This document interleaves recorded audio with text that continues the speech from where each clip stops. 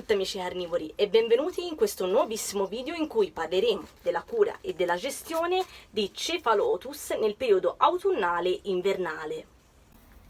Cephalotus è una pianta carnivora molto particolare. È originaria dell'Africa. A causa però della deriva dei continenti, dunque del distaccamento di macro regioni, adesso è possibile ritrovarla anche nelle parti sud-ovest dell'Australia, sia nelle parti più interne sia nelle parti costiere, come ad esempio nella città di Albany. Cephalotus è una pianta che si discosta molto dalla classica coltivazione delle piante carnivore come ad esempio Sarracenia e Dionea, ma andiamo per gradi. Prima di introdurre come coltivare nel periodo invernale Cephalotus, andiamo a vedere più da vicino questa pianta carnivora e analizziamola più nel dettaglio. Cephalotus produce due tipologie di foglie. Le prime sono le foglie non carnivore, le quali svolgono principalmente una funzione di fotosintesi, soprattutto in Cephalotus giovanili o alla ripresa vegetativa, compensando la mancanza di ascidi attivi, quindi in grado di catturare e fornire nutrimento alla pianta.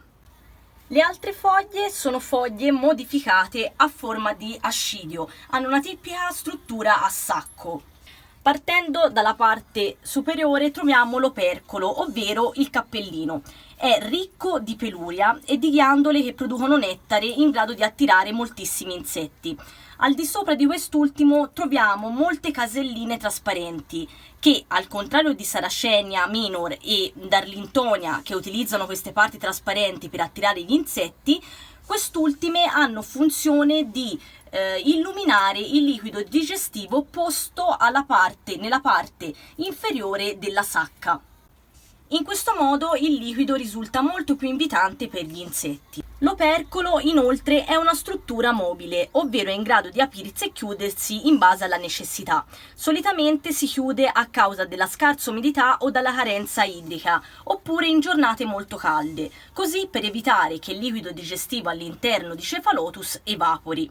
La linea centrale e quella laterale, ricchissime anche quest'ultime di peluria, servono per indirizzare gli insetti verso il peristoma, ovvero la bocca di Cephalotus, formato da tantissime lamelle, sulle quali sono poste delle altre ghiandole che secernono nettare, sempre con lo scopo di attirare molti insetti. Queste lamelle, con aspetto ricurvo, sono rivolte anche verso l'interno a formare una sorta di uncino, utile per impedire la risalita e la fuga degli insetti.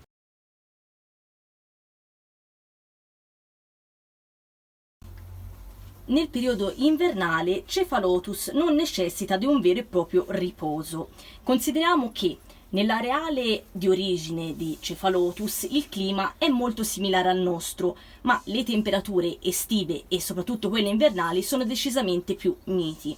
Infatti, quando le temperature scendono vicino allo zero durante la notte, subito vengono compensate con le temperature diurne che sono molto più alte, intorno anche ai 25 gradi. Queste escursioni termiche che avvengono tra la notte e il giorno non permettono un vero e proprio riposo vegetativo.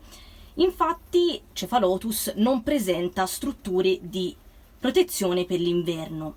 Io lo chiamo il mezzo sangue e no ragazzi, non parlo di un personaggio di Harry Potter, ma considerando che le sue origini primordiali africane è una pianta con caratteristiche intermedia tra una pianta succulenta, una pianta grassa e una pianta carnivora.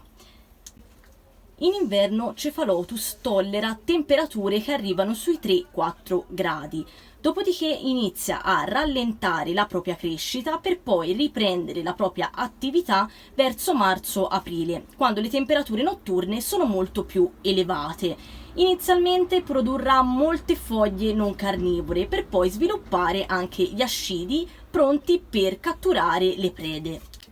Quindi le temperature minime che tollera Cephalotus si aggirano sui 3-4 gradi. Cosa fare dunque? Io vi consiglio di coprire il vostro Cephalotus con del TNT, evitando appunto le gelate, perché come vi dicevo quest'ultimo non ha strutture di resistenza al freddo, dunque il ghiaccio è deleterio per Cephalotus. Come dicevo, lo potete o coprire con del tessuto non tessuto o metterlo in una serra magari riparata dove le temperature non scendono sotto i 3-4 gradi. In alternativa potete anche porre la vostra pianta all'interno di terrari o dietro un davanzale bello luminoso. Mi raccomando, una cosa importante che poi vi dirò successivamente è garantire 12 ore di luce a questa pianta. Io nel periodo invernale tengo Cephalotus all'interno della mia serrettina con l'ausilio di una stufetta attaccata a un timer che scatta quando la temperatura scende al di sotto dei 4 gradi. Riesco a mantenere comunque un clima e una temperatura molto costante in modo che la temperatura non si abbassi ulteriormente.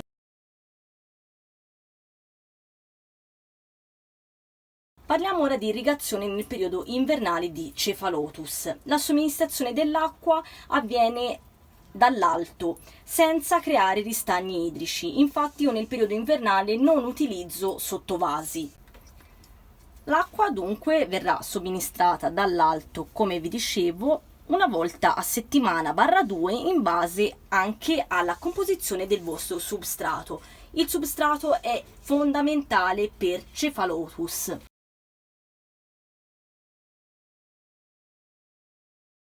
Io vi consiglio di utilizzare dei substrati belli areati, drenanti, ma che rimanga comunque allo stesso tempo il substrato umido ma non zuppo di acqua. Ricordiamoci che le radici di Cephalotus sono molto fini e molto sensibili ai marciumi radicali, soprattutto nel periodo invernale. Io personalmente faccio un substrato a strati. Dispongo alla base della perlite, che serve per un maggiore drenaggio. Poi nella parte intermedia torba miscelata perlite e nella parte superficiale, come si nota anche all'interno di questi vasetti, utilizzo della sabbia di quarzo fine, ma va benissimo anche a pezzatura grossolana media.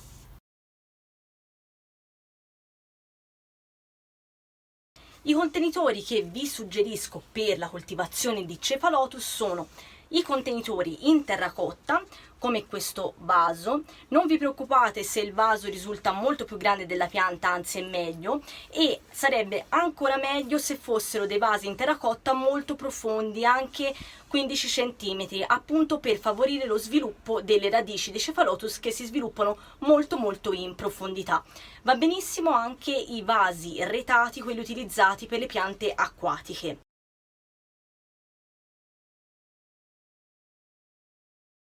La luce e l'esposizione solare nel periodo invernale è una cosa fondamentale per Cephalotus per prevenire alcune malattie di origine fungina come oidio e botrite. Sono delle muffe a cui Cephalotus è molto suscettibile. Il fattore determinante per la formazione di queste muffe è la mancanza di buona aerazione combinata a una scarsa luminosità. Ricordiamoci che la luce in inverno è importantissima per la fotosintesi, poiché nel periodo invernale l'attività della scidi viene ridotta se non che annullata anche per la mancanza di insetti in tale periodo. Importante in inverno dunque è garantire un'esposizione molto luminosa a Cephalotus e in un ambiente molto areato. Per chi invece coltiva Cephalotus nel periodo invernale, ma non solo, in terrario, si consiglia di somministrare 12 ore di luce anche con l'utilizzo di luci LED di colore giallo o bianco. Per quanto riguarda la coltivazione nel periodo invernale di Cephalotus è tutto. Mi raccomando, se avete qualche dubbio o perplessità scrivetemelo pure qua sotto nei commenti. Inoltre ne approfitto e vi ricordo di iscrivervi al canale Instagram nuovissimo di Carnivorous Curiosity & Co per non perdervi tutte le novità e tantissime sorprese.